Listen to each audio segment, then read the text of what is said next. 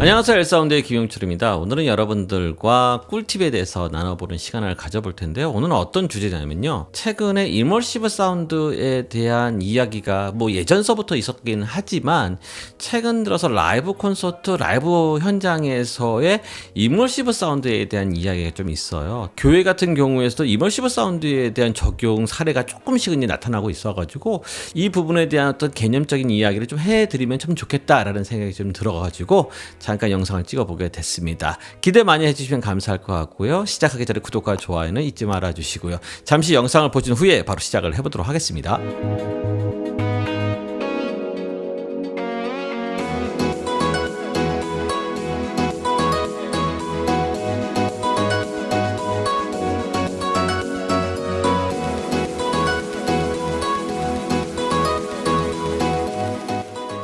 자, 시작을 해보도록 하겠습니다.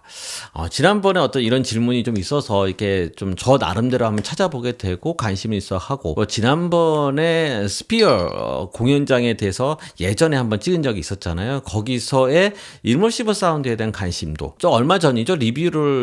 제가 이제 MBO를 여러분들과 리뷰를 하면서 거기서도 이머시브 사운드에 대해서 여러분들과 잠깐 나눠봤었죠. 그렇다고 하면 이머시브 사운드에 대해서 개념적으로 한번 접근해 볼 필요가 있지 않을까라는 생각이 좀 들었었어요. 거기다가 최근에 여러 잡지를 보다 보니까 교회에서조차도 이머시브 사운드에 대한 관심을 가지게 되고, 외국의 이제 모 교회에서 이런 식으로 적용을 해서 사용하고 있습니다라는 얘기를 좀 들었었어요. 그러다 보니까 와, 이게 정말 이머시브 사운드가 라이브 현장에서 적용이 가능한 것인가라는 좀 개인적인 의구심도 있었고, 그러다 보니까 저 개인적으로 호기심이 있어서 자료를 찾아보게 됐는데, 여러분들에게 이머시브 사운드에 대해서는 조금 이론적으로 한번 이야기를 해보면 참 재밌겠다는 생각이 좀 들었습니다.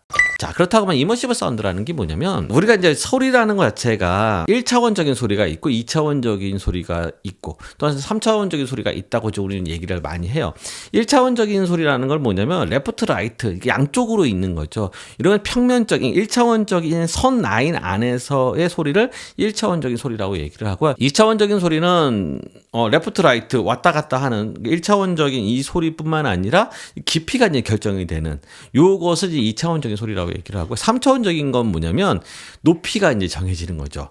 좌우, 깊이, 그 다음에 높이까지, 그 다음 뒤까지 이렇게 연결이 된다라는 거죠. 자, 그러니까 요즘에 나와 있는 스페셜 오디오, 스페셜 사운드, 이머시브 사운드 다 같은 선상에 있는 이야기라고 생각하시면 될 것 같아요. 이거에 대해서 가장 많은 개발과 연구를 많이 하는 곳이 스피커 회사 같은 경우 에러커스틱이라든지 DMB 이쪽에서도 이제 거기에 대한 집중을 많이 하고 있는 상황이고요. 다양한 메이어도 마찬가지 이쪽에서 관심을 많이 가지게 되고 있고, 이제 이것을 구현하기 위해서 프로세서가 중요하거든요. 그러니까 이제 통합 솔루션을 제공할 수 있는 환경을 기존에 있는 스피커 제조사 중에서도 선두 그룹에 있는 스피커 회사들이 이쪽에 대한 투자를 많이 하고 연구 개발을 많이 하고 있다는 사실이에요.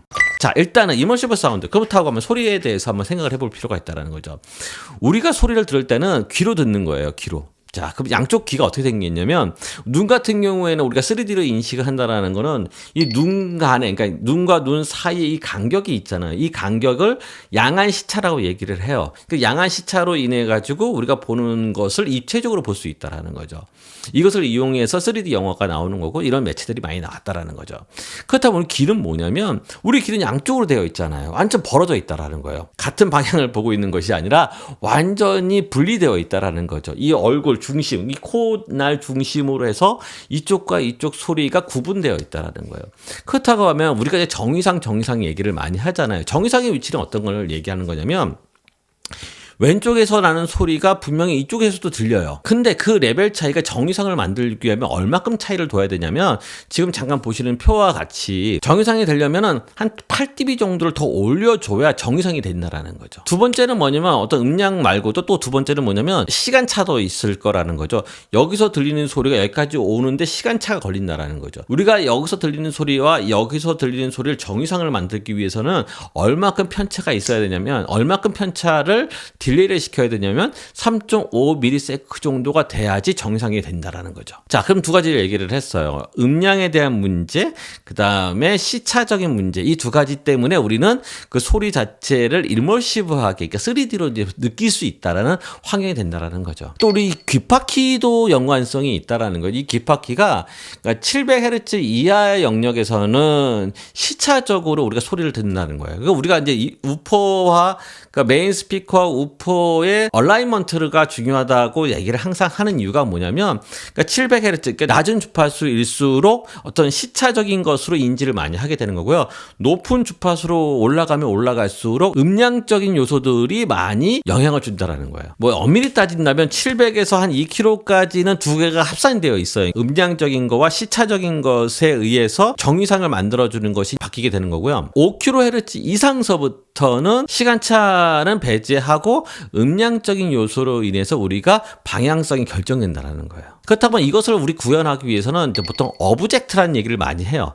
그러니까 어떤 소스 자체를 오브젝트화 시켜가지고 이것을 코딩을 거쳐서 그 방향성을 작용을 할 수 있는 환경을 만들어주는, 어떤 소스원을 만들어주는 환경을 만든다라는 거죠. 지금 현재 우리 상황에서 이것이 제일 많이 적용되는 영역이 어떤 게임 산업 쪽 같은 경우에는 가장 먼저 도입이 됐고, 이것이 실제적으로 구현이 돼서 지금 활용하고 있는 상황일 거라는 거죠. 왜냐면 슈팅, 총을 쏘는 방향이 어디서 오는 건지, 얼마나 멀리서 오는 건지, 뭐 여러 가지 이제 방향성이 중요하잖아요. 게임을 하는 데 있어서. 또 뭐 XR, 뭐 이런 얘기를 많이 하잖아요. 뭐 AR, VR, XR, MR 뭐 이런 얘기 많이 하잖아요. 이런 환경을 만들기 위해서 소리에 대한 방향성, 어떤 다이렉션에 대한 중요성이 많이 있기 때문에 이 게임 쪽 관련된 영역에서 이 기술이 많이 도입을 할 수밖에 없다라는 거죠. 그러니까 소스를 만드는 걸 얘기를 하는 겁니다.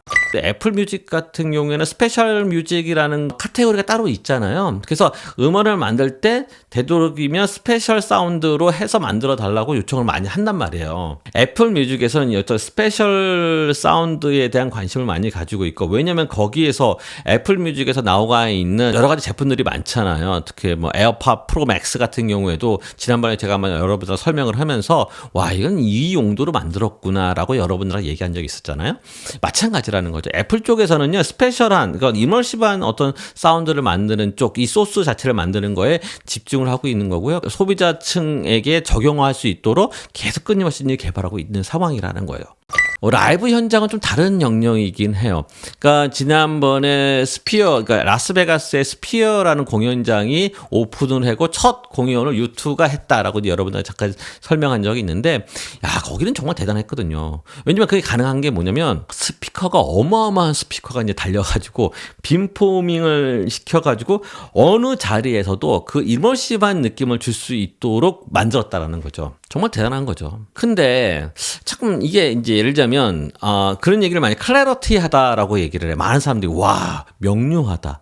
정말 소리가 명료하다. 잘 들린다. 뭐 이런 얘기를 많이 하는데, 근데 음악적인 요소에서는 어떨까라는 조금 개인적인 물음표가 좀 있어요. 지난번에 제나이저의 MBO를 하면서 영화라든지 어떤 소리에 대한 명료함이 있는 소리 같은 경우에는 전달력이 정말 명확하게 방향성이 정해져 있는 그 소리의 전달이 확 오거든요. 근데 음악 같은 경우에는 좀 다르다라는 생각이 좀 들었었던 것 같아요. 마찬가지라는 거죠. 우리가 라이브 현장, 그러니까 유튜브 공연을 했지만 소리적인 측면은 과연 어땠을까라는 저 개인적인 의구심이 좀 있어요. 뭐 제가 직접 봐서 본 건 아니었지만 조금 아쉬움은 좀 있지 않았을까라는 개인적인 좀 생각이, 이건 뭐 개인적인 생각이니까. 자, 어찌됐든 간에 일반 이제 공연장 쪽에서도 이것을 많이 도입을 하고 있어요. 그러니까 뭐 스피어처럼 어마어마한 스피커를 달고 뭐 그런 공연장을 만들기는 불가능하지만, 뭐 여러 공연장에서 실험적으로 이런 식으로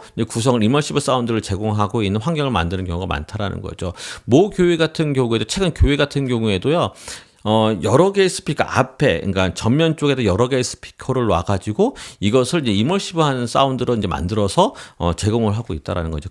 우리가 공연장 같은 경우 레프트하고 라이트에 앉아 있는 사람들 같은 경우에는 실질적으로 어떤 스테레오적인 감이 없어요. 그러니까 어떻게 보면 모노적으로밖에 들리지 않는다는 거죠. 그래서 나왔던 게 LRC라는 스피커, 그러니까 가운데 쪽에다도 스피커 어레이를 넣어가지고 레프트에 있는 사람들도 좌우가 이제 분리될 수 있는 약간의 스테레오적 감을 느낄 수 있도록, 오른쪽에 있는 사람도 스테레오 감이 느낄 수 있도록 이렇게 이제 구성을 해준다라는 거죠. 뭐 원리는 간단하긴 해요. 양쪽은 음악 유주로 이제 만들어지게 되는 거고, 센터 어레이 같은 경우에는 어떤 보이스라든지 뭐 이런 쪽으로 이제 많이 치우치게 되는 거죠. 어찌됐든 간에 모든 자리에서 좋은 소리를 듣게 하기 위한 공연장을 만들려고 하는 것이 이제 목표였다라는 거죠. 이것이 이머시브한 사운드를 만드는 어떤 공연장, 이렇게 생각하시면 될 것 같아요.